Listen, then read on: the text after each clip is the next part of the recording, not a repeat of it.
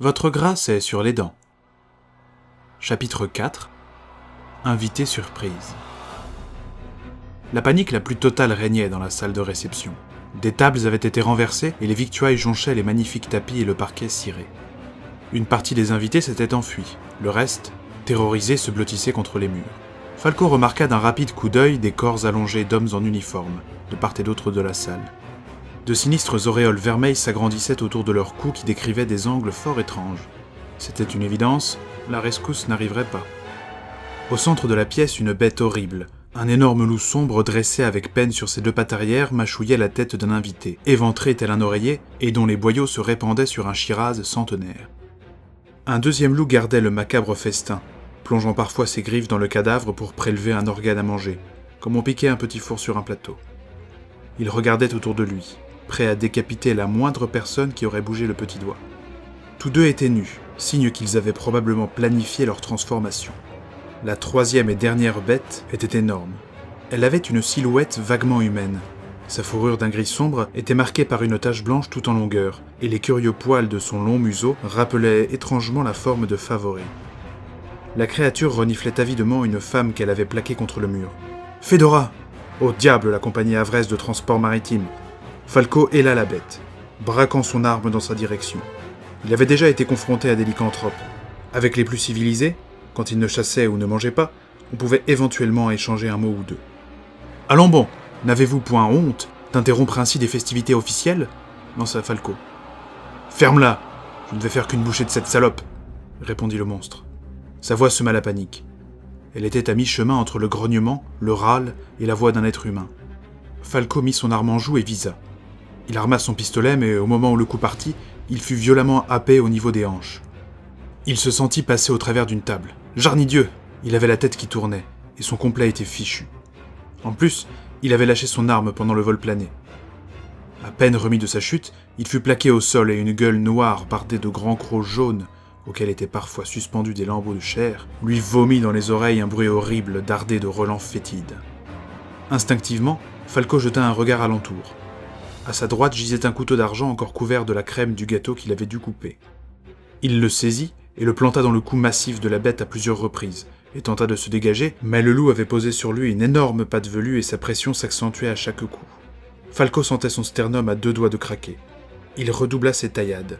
La lame semblait causer au monstre des plaies qui prenaient immédiatement feu. Brutalement, la bête finit par reculer.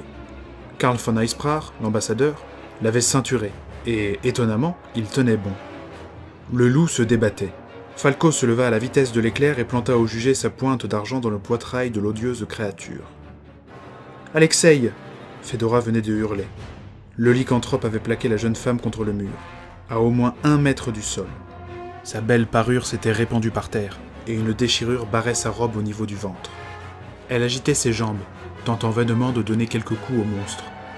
Son frère s'élança vers elle, mais l'autre bête lui barra le passage. Falco récupéra à la hâte son bulldog sur le sol et tira 2 coups sur le loup-garou qui tenait la jeune femme. Touché au bras, une tache rouge et fumante apparut sur la fourrure claire du monstre au niveau de son épaule. Il parut surpris et lâcha Fedora qui, étonnamment, retomba presque gracieusement. Le lycanthrope se retourna, fou de rage. Il hurla, couvrant tous les bruits de la pièce, puis émit un grognement horriblement sinistre.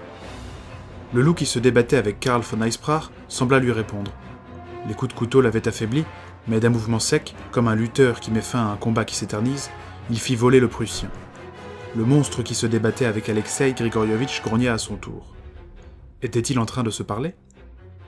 La bête mordit le bras du comte qui lâcha immédiatement, et les 3 loups prirent la fuite par la double porte ouverte sur le jardin et la nuit. Celui avec la tache, qui semblait être le meneur, ne manqua pas de décocher quelques coups de patte au pauvre kidam qui se trouvait sur son chemin. Rapide comme le vent, Falco s'élança à leur poursuite, l'arme au poing. Il courut jusqu'au bout des jardins, mais, même blessés, les loups étaient extrêmement habiles et bien trop vifs pour lui. Ils escaladèrent sans problème les hauts barreaux qui constituaient la clôture, au fond du jardin, puis disparurent dans la nuit en passant par-dessus les maisons et les immeubles aussi simplement que s'ils avaient été de simples bancs. Par souci de professionnalisme, Falco inspecta la grille. Bon réflexe, puisqu'il y trouva un lambeau de tissu ensanglanté. Avec dégoût, il le fourra dans la poche de son costume, en se disant qu'il était fort dommage qu'un si bel habit soit déjà fichu. Il retourna dans la grande salle avec une pensée pour Bertrand Frossat. Ce dernier allait avoir un sacré boulot avec tous les témoins qu'il y avait là. Les agents du bureau étaient déjà sur place pour recueillir les témoignages.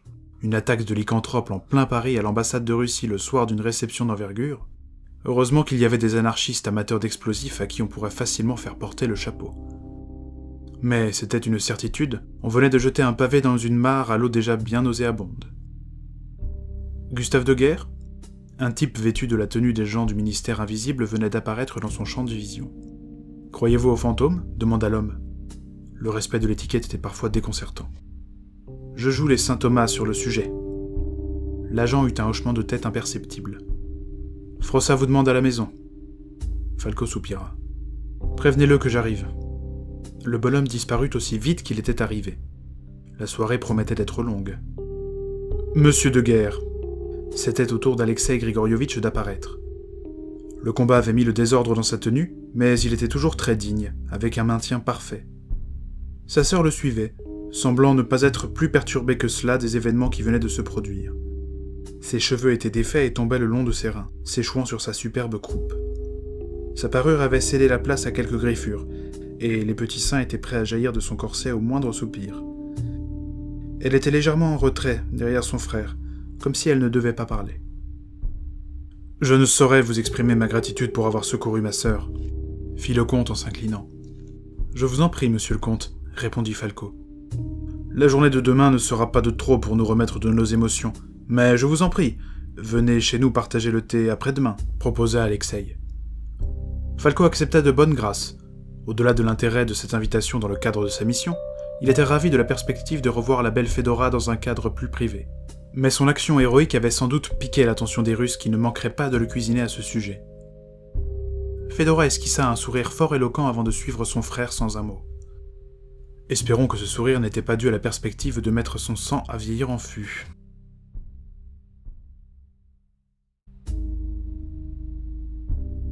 Bertrand Frossat trônait sur son haut fauteuil de cuir. Ses petits yeux s'agitaient sur son bureau qui ressemblait à un toit aux tuiles de papier. Il dictait bruyamment des ordres à un secrétaire stoïque. Sa moustache tremblotait nerveusement au rythme de ses paroles.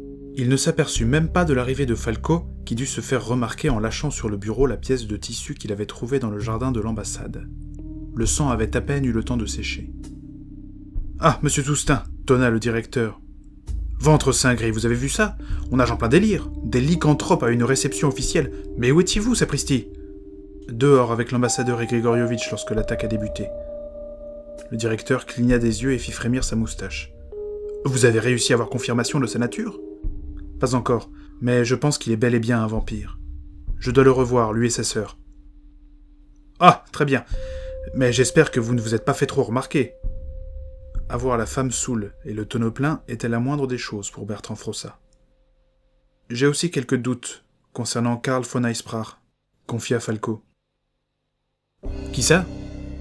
Falco répéta, précisant qu'il s'agissait de l'ambassadeur du Second Reich. Frossat sembla réfléchir en entendant le nom.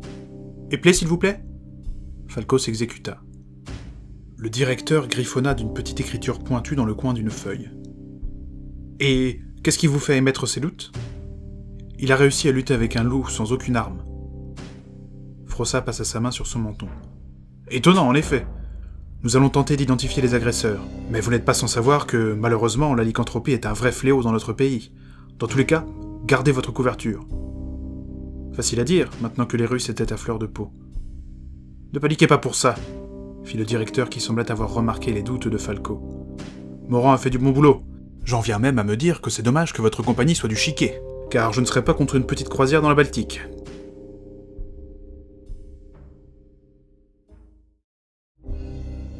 De retour à l'hôtel, Falco salua pour la forme le réceptionniste qui le dévisagea en voyant son allure débraillée. Il posait le premier jalon pour se construire une solide réputation de fêtard. Les couloirs étaient bien silencieux à cette heure de la nuit. Arrivé dans sa chambre, il se déshabilla et jeta un coup d'œil par sa fenêtre. Les jardins des Tuileries étaient sages sous la lumière de la lune. Au-delà, la capitale se répandait paisiblement dans l'obscurité. Tout était parfaitement calme. Un calme de mort.